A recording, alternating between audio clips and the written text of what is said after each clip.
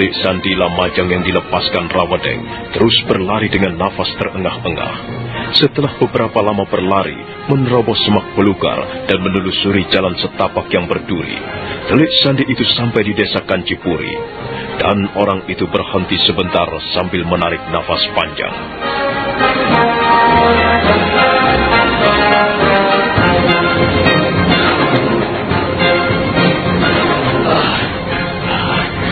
Aku harus segera menemui Tuan Rakai Jangkung. Ancaman ini harus segera diketahuinya. Setelah beberapa saat beristirahat, bersandar pada sebatang pohon, orang itu segera melanjutkan langkahnya untuk menemui Rakeh Jangkung.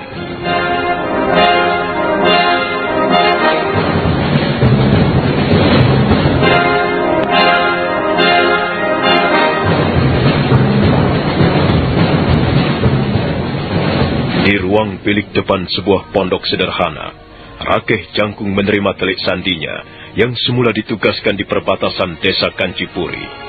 Dengan nafas terengah-engah, Telik Sandi itu segera menceritakan apa yang dialaminya. Demikianlah apa yang saya alami tadi, Tuan. Tidak. Biar bagaimanapun ancamannya, kita tidak boleh menyerah. Kita harus berjuang membela kebenaran. Sudahlah, sekarang kau kembali dan bersiap-siap untuk menyambut kedatangan musuh. Baik, Tuan Rakai Jangkung. Keparat. Rupanya orang-orang Majapahit memang ingin menghancurkan wilayah Lamajang. Kalau warga desa Kancipuri menjadi sasaran mereka juga, maka aku tidak akan main-main untuk menghancurkan mereka. Sekarang, bagaimana dengan keadaan kawan-kawanku yang lain? Apakah mereka pun mendapat ancaman seperti apa yang kualami? Sebaiknya aku mempersiapkan posisi para prajuritku. Jadi tidak seharusnya warga desa ikut angkat senjata. Nah, saya harap kalian tidak kecewa dengan kata-kataku ini. Tapi, Ki, kami semua rela mati demi perjuangan ini, Ki. Apakah karena kami bukan prajurit, lantas kami tidak boleh ikut berjuang? Bukan itu maksudku. Aku hanya tidak ingin melibatkan kalian dalam masalah ini. Sekali lagi, kalian tidak usah kecewa. Sebaiknya kalian berada di rumah masing-masing. Jagalah diri kalian baik-baik. Kalau kalian tidak turut campur, prajurit-prajurit Majapahit tentunya pun tak akan mengusik kalian. Ya, baiklah, Ki. Tapi bagaimana seandainya mereka pun mengusik ketenangan kami? Itu lain persoalan. Kalau mereka sudah berani mengusik kalian, kalian semua berhak membela diri. Artinya, boleh membalas perlakuan mereka. Baiklah, Ki. Sebaiknya sekarang kalian kembali ke rumah masing-masing. Saya rasa sudah saatnya kita untuk waspada. Baiklah, Ki. Ayo, bubar.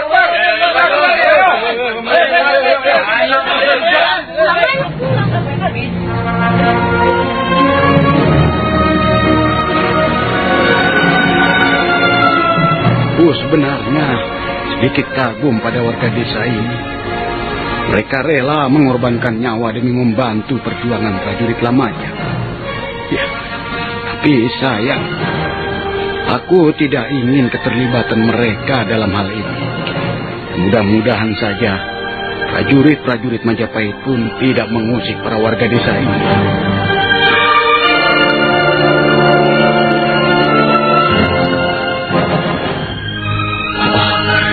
Dadaku mulai berdebar dan pikiranku pun cemas.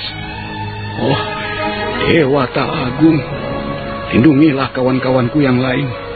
Semoga mereka dapat bertahan melawan orang-orang Majapahit.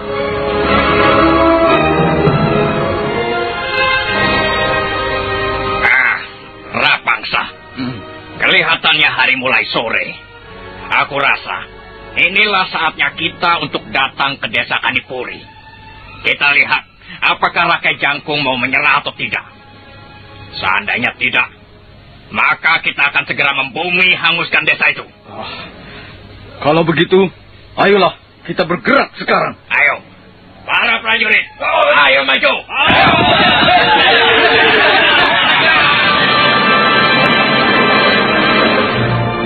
Rawedeng dan Rapanyak segera memerintahkan 10.000 prajuritnya untuk menuju desa Kancipuri.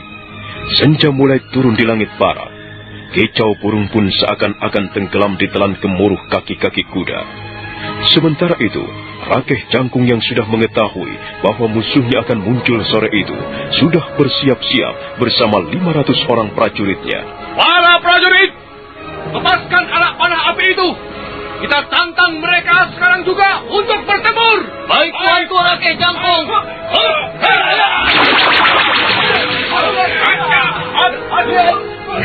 Panah api melesat ke udara dengan sangat cepat, dan rupanya pasukan Rawedeng yang tengah bergerak menuju desa itu melihat panah api itu. Begitu juga dengan Rapanyak. Keduanya melihat panah api itu sebagai pertanda tantangannya diterima.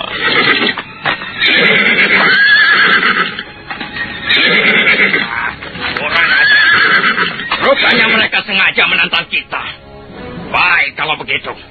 Hai para prajurit, serbu desa Kancipuri. Buat desa itu lautan api. Bunuh saja siapa-siapa yang mencoba untuk melawan. Maju!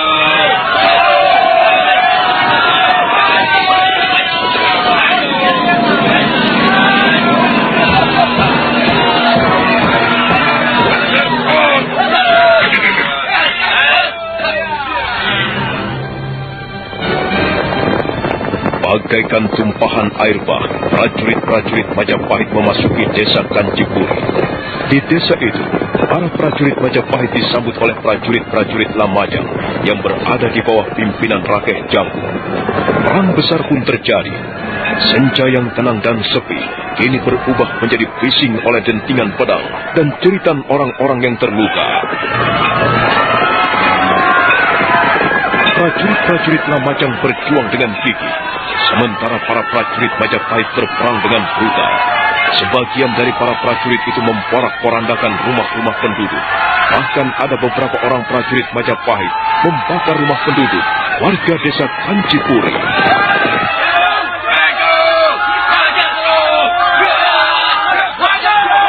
Tuan Rakeh Jangkung, prajurit-prajurit Majapahit telah merusak rumah para penduduk. Sebagian rumah penduduk ada yang sudah terbakar. Tuan lihat saja apinya sudah membumbung tinggi itu. Kurang ajar. Brutal sekali mereka melakukan peperangan ini. Para prajurit, alihkan perlawanan. Kita bantu warga desa di sana. Maju!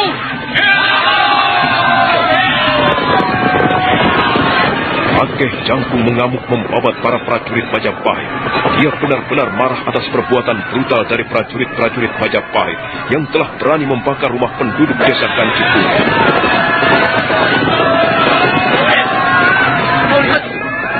Itu Rakeh Jangkung. Ya, benar Rapangsa. Itu Rakeh Jangkung. Ayo, kita dekati. Tenang, Rawedeng. Biar aku sendiri yang akan menghadapinya. Aku mau tahu apakah dia mampu atau tidak menghadapi senjata panahku ini. Berhati-hatilah kau Rapangsa. Rakeh Jangkung termasuk orang yang pandai dalam ilmu kanuragan. Kita lihat saja nanti hasilnya. Ayo, kau boleh berada di belakangku.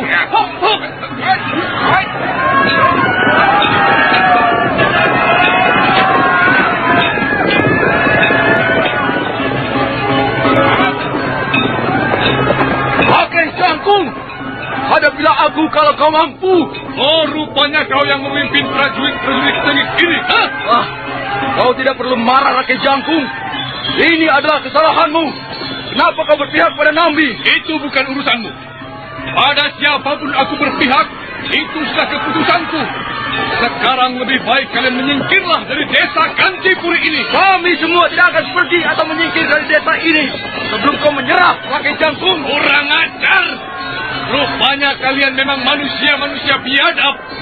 Perbuatan-perbuatan kalian tidak lebih dari seekor binatang. Apakah kalian tidak iba melihat rumah-rumah warga desa ini dibakar oleh para prajurit kalian? Untuk apa kami iba? Bahwa mereka semua berada di bawah perlindunganmu. Seharusnya yang iba adalah kau, Rakeh Jangkung. Seandainya kau menyerah, tentunya warga desa Kancipuri ini tidak akan mengalami nasib buruk seperti ini. Sudahlah, aku kira semuanya sudah terlambat. Sekarang tinggal kita menentukan nasib sendiri-sendiri. Barat, kalian memang manusia biadab, tidak punya peri kemanusiaan. Sekarang rasakanlah ini. Kau yang seharusnya merasakan anak panah ini.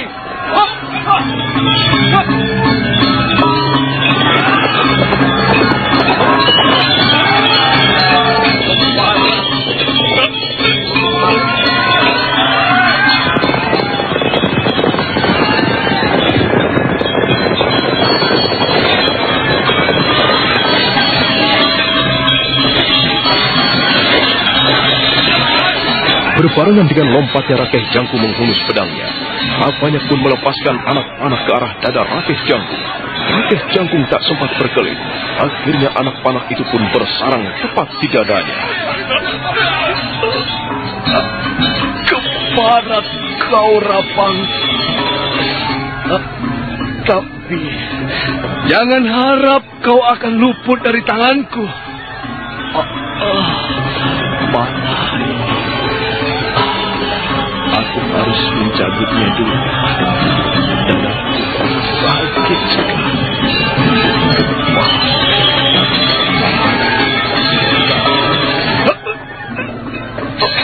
Dengan darah yang bercucuran, setelah mencabut anak panah dari dadanya, Rakeh Jangkung berusaha untuk bangkit berdiri. Dan setelah itu, ia pun segera memburu Rabanya. Dengan sisa-sisa tenaganya, Rakeh Jangkung masih sempat memberikan perlawanan yang sengit.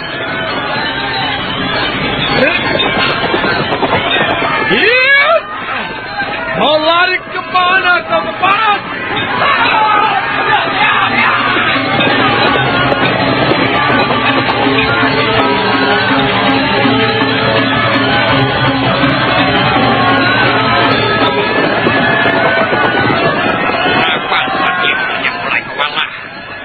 Aku harus membantunya. Kalau tidak, aku yakin Raparsa pasti kalah. Ya, sekalipun Rakeh Jangkung sedang terluka. Para prajurit, bunuh Rakeh Jangkung. Maju!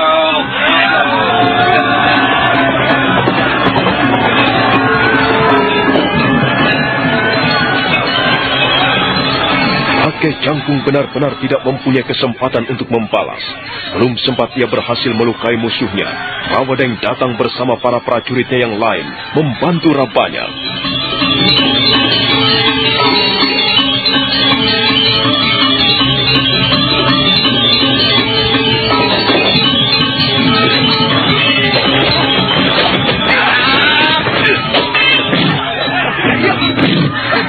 Rakeh Jangkung benar-benar kewalahan. Bahkan ia semakin tak bisa berbuat apa-apa menghadapi musuhnya yang banyak itu. Darah terus merembes keluar dari luka di dadanya. Tapi ia masih mencoba untuk bertahan.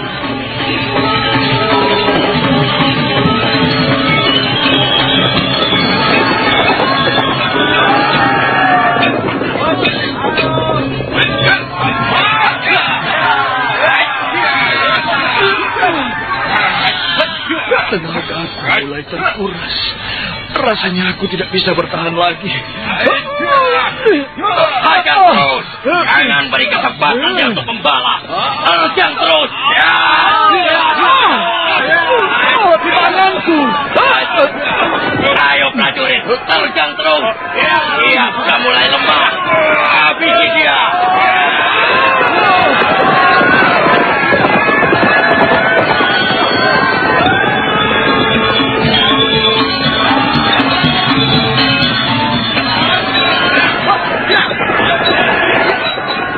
Akhirnya, dengan sangat mengenaskan, Rakeh Jangkung pun tewas di tangan Rawadeng dan para prajuritnya.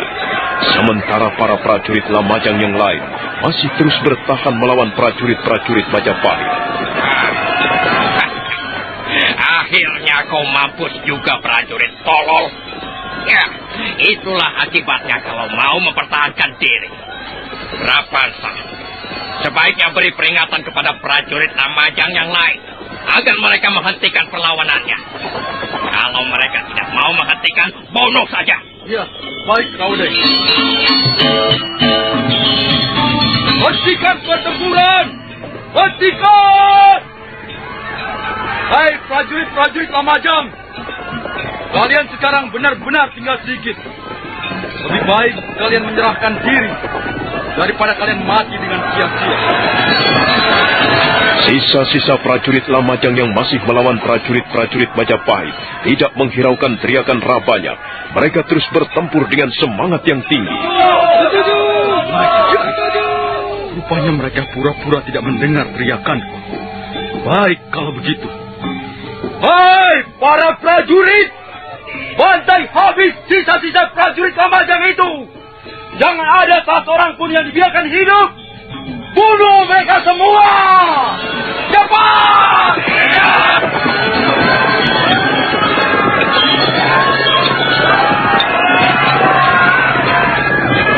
Sekalipun sisa-sisa prajurit Lamajang ini mencoba untuk bertahan, karena mereka tinggal sedikit, akhirnya mereka pun kalah. Dan desa Kancipuri dapat dikuasai oleh Rawedeng dan kawan-kawannya.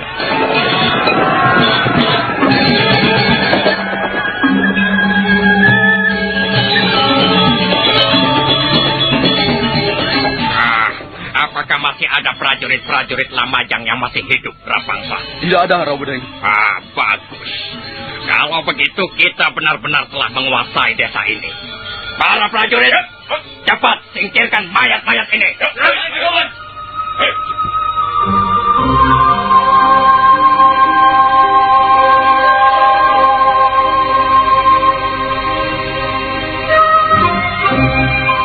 Prajurit-prajurit Majapahit pun serentak menyingkirkan mayat-mayat yang bergelimpangan di sana-sini.